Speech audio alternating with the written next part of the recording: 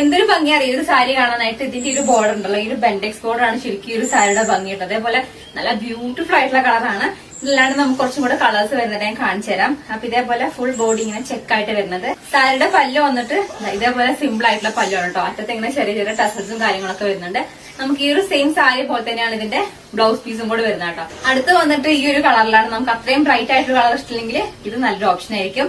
ഇതിൽ നമുക്ക് സെയിം ആ ഒരു പാറ്റേൺ ഒക്കെ സെയിം തന്നെയായിരിക്കും, കളർ മാത്രമേ ഡിഫറൻസ് ഉള്ളൂ കേട്ടോ.